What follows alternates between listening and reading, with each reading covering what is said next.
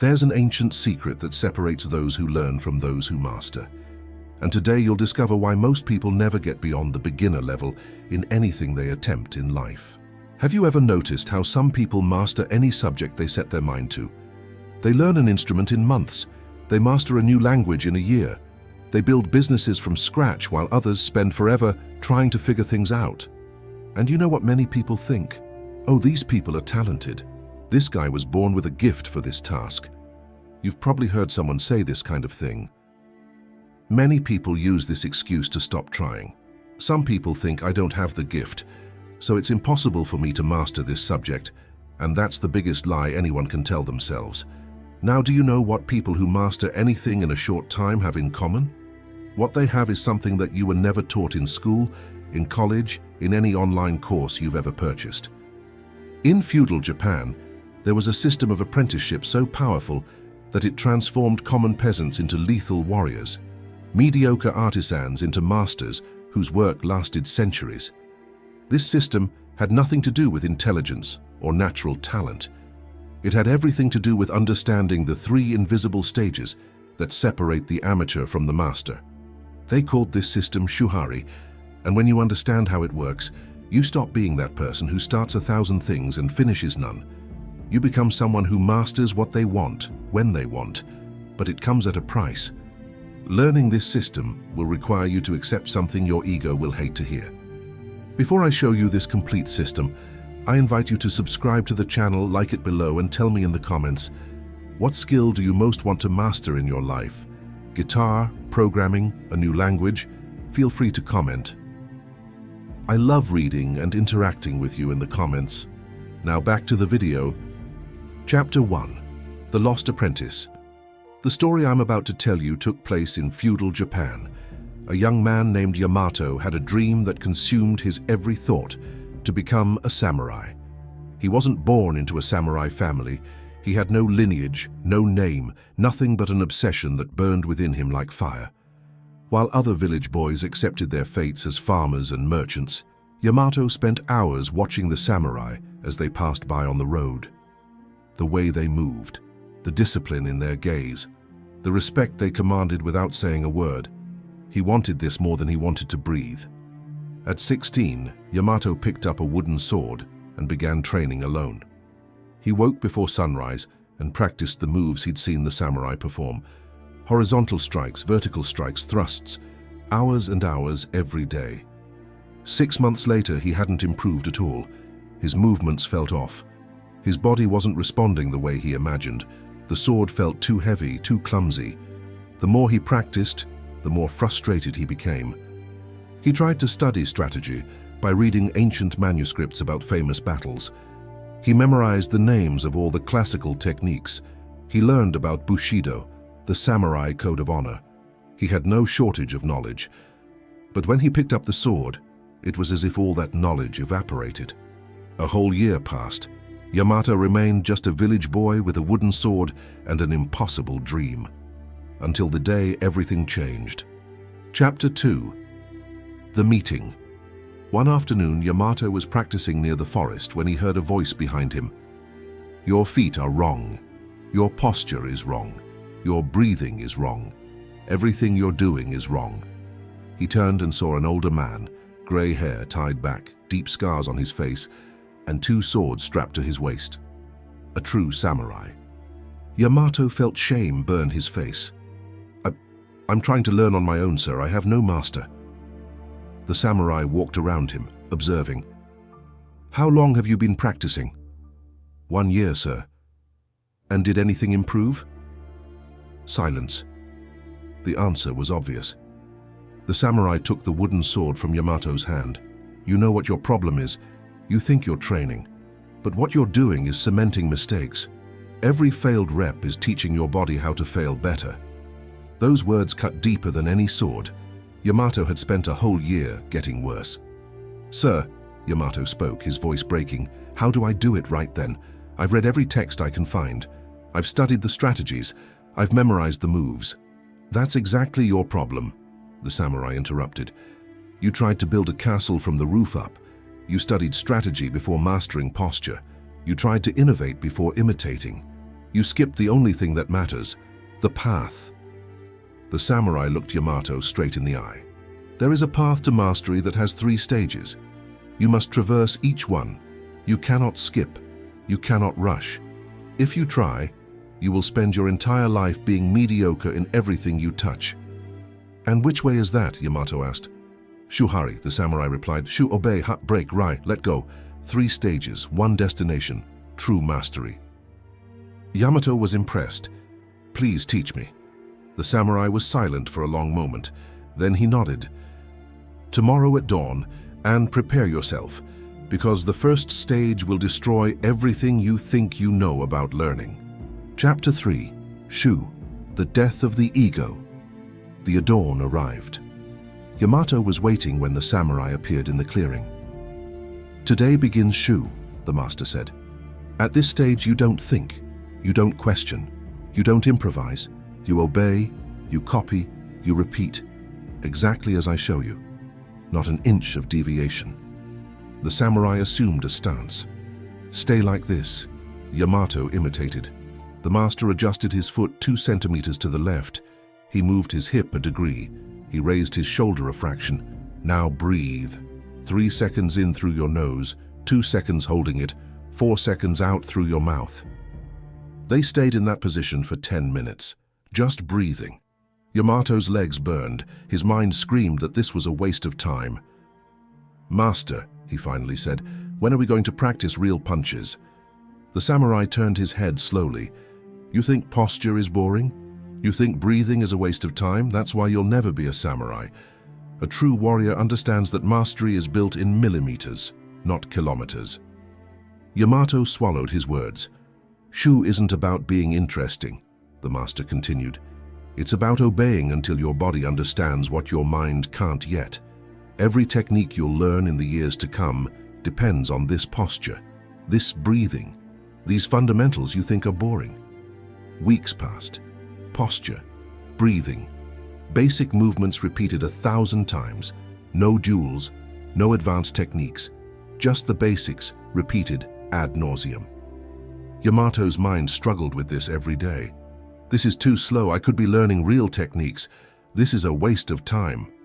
But something was changing, something he couldn't see, but could feel. His movements began to flow without conscious effort. The posture that had previously been painful now felt natural. The breathing he had to force now happened on its own. One day, 3 months later, the master demonstrated a basic horizontal strike. 1,000 times, he said, exactly as I did it. Not faster, not slower, not harder, identical. Yamato spent the entire week practicing that single strike, 1,000 repetitions a day. On the 4th day, something extraordinary happened. He was in the middle of strike number 400 when his body executed the movement perfectly, without any mental command, as if the sword knew the way on its own. Did you feel it? The master asked, watching from afar. Yamato nodded, speechless. This is Shu, when the technique enters the body so deeply that the mind no longer needs to be present. But most people never get here because they think repetition is for the weak. They think they are too smart to practice the basics 1,000 times. A neuroscientist at the University of Tokyo, who has been studying motor learning for 18 years, discovered something revolutionary. When you repeat a specific movement 300 to 500 times, neurons in the cerebellum begin to create an automated pattern. After 1,000 correct repetitions, the pattern becomes unconscious. The skill literally migrates from the conscious mind to the brain's automatic system. But if you change the movement before 300 repetitions, the pattern never forms. You remain forever in conscious mode, which is slow, tiring, and error-prone. Chapter 4. The Eternal Student Trap. 6 months of Shu passed. Yamato now mastered 12 basic techniques so thoroughly that he could perform them in his sleep. Literally, one night, his master woke him up by surprise and asked him to perform the vertical strike. Yamato's body executed it perfectly. But Yamato began to notice something that bothered him. He saw other practitioners, some even with more training experience, who knew hundreds of techniques. They knew every kata. They could name every ancient master. But when he observed them in real combat, something was missing. They knew the movements, but the movements did not live in them. "Master," Yamato asked one morning, "why do some warriors know so many techniques but fight worse than I, who only know 12? The samurai smiled for the first time in months. "Finally, you asked the right question. These warriors live in what I call the eternal student's hell. They collect techniques like children collect toys. They learn something new before mastering the last. They read about 1,000 strategies, but never internalize a single one. They confuse knowledge with mastery, but knowledge is just having the map. Mastery is having walked the territory so many times that you no longer need the map." The master walked to a tree. "Shu gave you the foundations. You obeyed blindly, you didn't question, you didn't improvise. You just repeated until the techniques became part of you. And now," he paused, "now you are ready to break." Yamato frowned. "Break? Break what?" "Everything I taught you." Chapter 5. The Dangerous Deliverance. "In the Shu stage, you became a perfect copy of me," the master explained. "You do exactly what I do, the way I do it. That gave you the foundation, but if you stop at that, you'll never be a true warrior. You'll just be my shadow." The samurai drew a circle on the ground. "Shu is this circle. These are the limits I have placed on you. Now comes the stage, where you break this circle. But be careful. Most people confuse with rebellion. They break the limits not because they have mastered it, but because they are too lazy to master it. Is not about rejecting what you've learned. It's about understanding the whys behind each technique so deeply that you can begin to adapt them. You can combine them. You can modify them. But it only works if Shu has been complete. That afternoon, for the first time in 6 months, the master brought another instructor to the clearing. A warrior from a different school with a completely different style. "For the next year," the master said, "you will train with him too. You will learn techniques that contradict everything I've taught you. His stance is different, his strikes are different, his philosophy is different." Yamato was confused. "But if I learn another style, won't it mess up everything you taught me?" "If Shu wasn't deep enough, yes. It will mess everything up and you will become a mediocre fighter with no identity. But if Shu was complete, and he was, you will do something extraordinary. You will begin to see the universal principles that live beneath all styles." And so began the internship. Yamato spent his mornings with his original master, his afternoons with his second instructor. The styles were so different that at first his mind would short-circuit trying to switch between them. The first master taught low posture, economical movements, and patient waiting. The second master taught high posture, explosive movements, and aggressive attack. Everything contradicted each other. But after 3 months, something began to happen. Yamato began to realize that beneath the superficial differences, both masters were teaching the same thing: how to move energy through the body efficiently, how to read the opponent, how to be present in the moment. The techniques were different, the principles were identical. "You're beginning to see," his original master said when he noticed the change in Yamato's eyes. "Shu taught you the forms. Is teaching you the principles. When you understand the principles, the forms become tools, not prisons."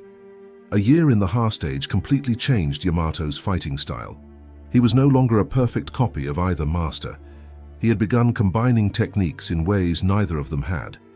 One morning during training, Yamato blocked an attack using the first master's stance, but countered with the second's explosive attack. The movement was so natural, so fluid, that he didn't even realize he'd created something new until he saw the expressions on the two instructors' faces. "What was that?" the second master asked. I don't know, it just felt right." The two masters looked at each other and smiled. It is complete," the first master declared. "You are no longer blindly obeying, but you are not breaking in rebellion either. You are adapting wisely, you understand the whys." But then the master said something Yamato didn't expect. And this is where 99% of practitioners stop. They arrive at and think they're already masters. They can adapt techniques, they can combine styles, they can create variations, and they're proud of it. But is still a prison. You're still stuck with the techniques you've learned, even if you can combine them in creative ways. You've become a skilled artist, but not a true master. There is a third stage, the final stage, and only one person in 1,000 gets there because it requires something most people are unwilling to do: forget everything. Chapter 6. Rai, the Silent Transcendence. Ri is the stage where you don't use techniques, the master explained. The techniques use you, or rather, there are no more techniques. There is only pure response to the moment. Yamato frowned. How can I fight without techniques? You'll understand, the master said, but first a story. When I was young like you, I spent 40 years studying the sword. I learned 300 techniques. I mastered 12 different styles. I became known as one of the best swordsmen in the region. One day, an old master came to challenge me. He must have been 80 years old. He could barely walk straight. I accepted the duel, thinking it would be polite, it would be quick. The master paused, the weight of memory visible on his face. He defeated me in 3 moves, and you know what confused me most? He didn't use any techniques I recognized. It wasn't style A, B, or C. It was nothing and everything at the same time. Like water, formless yet perfectly adapted to each moment. Then he explained to me, "Young man, you fight well. You know many techniques, but you are still fighting. I don't fight anymore. I just respond. When you attack, my body already knows the answer before my mind processes it. There is no decision. There is no technique, just natural movement." Yamato tried to understand. But how do I get to this stage? Time, practice, and most importantly, you need to stop trying. The next 5 years were the most frustrating of Yamato's life. The master no longer taught him anything new. He just made Yamato fight, every day, against different opponents, different styles, different levels. At first, Yamato was still thinking about techniques. Now I use the first master's block. Now I combine it with the second master's counterattack. His mind was constantly categorizing, deciding, choosing. But slowly over the years, something began to dissolve. The labels on techniques began to disappear. He stopped thinking, now I do technique X, and started just doing it. One day, during a particularly intense fight against 3 opponents simultaneously, something broke, or rather something opened. Yamato didn't remember making any decisions during that fight. His body simply flowed. He blocked, attacked, spun, dodged, all without a single conscious thought. It was like watching someone else fight using his body. When he finished, all 3 opponents were on the ground. Yamato was breathing calmly, effortlessly, and he couldn't recall any specific techniques he had used. His master was watching from afar, a rare smile on his face. "You finally stopped fighting," he said. "But I fought 3 people. No, your body responded. There was no you in there making decisions.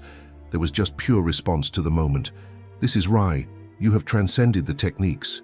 They are now so deeply a part of you that you don't even know they are there." A Kyoto University researcher, who has been studying embodied cognition for 22 years, explains, when experts reach the highest level of mastery, something fascinating happens in the brain. Activity in the prefrontal cortex, the area responsible for conscious decisions, dramatically decreases during performance. Simultaneously, older brain structures take over. The expert is no longer doing the skill. The skill is expressing itself through him. Neurologically, it's as if the person and the skill become one and the same. Chapter 7. The Nameless Master. Years later, Yamato was no longer the village boy with an impossible dream. He had become a respected samurai, but more than that, he had become a master. Young men came from distant villages asking to be his students, and they always asked the same question, "Master, how many techniques do you know?" Yamato always replied, "None and all." This confused the students. They wanted numbers. They wanted lists. They wanted to know exactly what they were going to learn. But Yamato had understood something that can only be understood after completely traversing Shuhari. Techniques are just fingers pointing to the moon. Most people are so obsessed with their fingers that they never look where they're pointing. One day, a particularly arrogant young man challenged him. "Master, with all due respect, you say you don't know any techniques. But my old instructor knows 500 techniques. How can you be better than him?" Yamato picked up a wooden sword. "Attack me. with any of these 500 techniques. The young man chose his best move, a complex attack he had practiced for years. Yamato didn't even seem to move much, just a slight adjustment of stance, a slight change of angle, and the young man was on the ground, weaponless, unable to understand how it had happened. "You used a technique against me just now," Yamato explained, helping the young man to his feet. "A specific technique, with a name that you've practiced thousands of times. It's good. It works in most situations. But I didn't use any technique against you. My body simply responded to your movement in the only way that particular moment required. It wasn't technique A, B, or C. It was the perfect response to that unique moment that had never existed before and will never exist again. That's the difference between knowing 500 techniques and having 0 techniques. You're limited to the 500 options you know. I have infinite options because I'm not choosing between memorized techniques. I'm creating the right answer on the fly." Chapter 8. The universal way. Yamato's story isn't just about swords and samurai. It's about anything you want to master in life. Do you want to learn guitar? Shuhari is the way to go. Shu. You copy songs note for note, exactly as they were recorded. You don't improvise. You don't add your own touch. You just imitate until the patterns sink into your fingers without thinking. Ha. You begin to combine elements of different songs, understand music theory, and see the principles behind the techniques. Re. You pick up the guitar, and the music simply flows. You're no longer playing music. You've become music. Do you want to master programming? Shuhari. Shu. You copy code from experienced developers line by line. You follow established patterns without question. You build solid foundations. Ha. You begin to understand the whys behind each pattern, to combine different approaches, to adapt solutions. Re. You no longer write code consciously. You see a problem, and the solution manifests itself through your fingers. Language disappears. Only pure logic remains. Do you want to build a business? Shuhari. Shu. You study and replicate business models that work. You don't try to reinvent the wheel. You learn from those who have already done it. Ha. You begin to adapt these models to your specific niche, to see universal business principles that transcend industries. Re. You no longer follow models. You intuitively know what will work, as if your body reads the market the way a master reads an opponent. The path is always the same. Shuhari is not an ancient Japanese philosophy. It is the framework for how deep learning happens in any domain. But there's something no one tells you about Shuhari. Something that's the real reason most people never achieve mastery in anything. Chapter 9. The Trap of the Modern Generation. The burning truth is this. Most people today will never experience true mastery in anything because they refuse to go through Shu. Think about it. How many times have you heard someone say, "I don't like following rules, I prefer to find my own way, I'm more creative when I do it my way"? That sounds good, right? It sounds like independence, like original thinking, like creativity, but it's a lie. It's your ego protecting you from the uncomfortable truth. You don't want to find your own path. You want to avoid the hard work of mastering someone else's first. Yamato could have said the same thing. "Master, why do I need to copy you exactly? Why can't I develop my own style from scratch? I'm a unique individual." And if he had done that, he wouldn't have become a samurai. He would have been just another villager who thought he was too special to learn the right way. The modern generation has been convinced of a toxic lie, that you should skip fundamentals and go straight to self-expression. That following a master is for the uncreative, that copying is for the weak. And the result? An entire generation of people who know a little about everything and nothing about anything. People who start 47 hobbies and master none of them. People who say, "I tried to learn guitar, but it wasn't for me," when in reality, they simply didn't have the patience to go through the Shu stage. Let me be brutally honest with you. No frills, no storytelling, just the pure truth. The reason you haven't yet mastered that skill you say you want to master isn't a lack of talent. It's not a lack of time. It's not a lack of resources. It's because you're trying to get started in Ha or Ri without doing Shu. You want the results of mastery without paying the price of obsessive repetition. You want to play like a virtuoso. But you don't want to spend 6 months playing scales. You want to program like a pro, but you don't want to spend a year copying code from better programmers. You want to build an 8-figure business, but you don't want to spend 2 years studying business models that have already worked. You want to skip Shu because it's boring, because it's humiliating to admit you know nothing and have to copy someone else exactly. Because our generation has sold us the lie that we are special and unique and don't need to follow the path every master before us has followed. And as long as we continue to believe this lie, we will continue to be mediocre in everything we touch. The truth that burns: there is no shortcut. Never has been, never will be. Zen monks knew this 800 years ago. Samurai knew this 400 years ago. Every true master in any domain knows this. There is only one path, Shuhari. So here's what you need to do. Not tomorrow, not on Monday, now. First, choose one skill, not 3, not 5. 1. The skill that, if you mastered it in the next 3 years, would completely change your life. Second, find someone who has already mastered this skill. They don't have to be the best in the world. They need to be 10 times better than you. Find that person. If you don't know anyone who can help you personally, look for an expert online, but choose just one to follow their teachings. Third, enter the Shu stage with complete humility. You will copy this person with obsessive precision. No adaptations, no my way, no creativity, just perfect imitation. Will it be boring? Yes. Will it feel like you've lost your identity? Yes. Will other people judge you and say you're being robotic? Yes. Great. That means you're doing it right. Fourth, once Shu is complete, and you'll know when it's complete because the techniques will flow without thought, then you enter Ha. Study other approaches, combine techniques, adapt, create variations, question the whys. Fifth, continue for years, not months, years. This isn't a 6-month phase. It's a developmental stage that can last much longer. Keep practicing, experimenting, integrating. Sixth, one day without realizing it, you'll be in Rai. You'll execute your skill without thinking. You'll create solutions you've never seen before. You'll transcend techniques. And on that day, you'll understand that the journey never ends.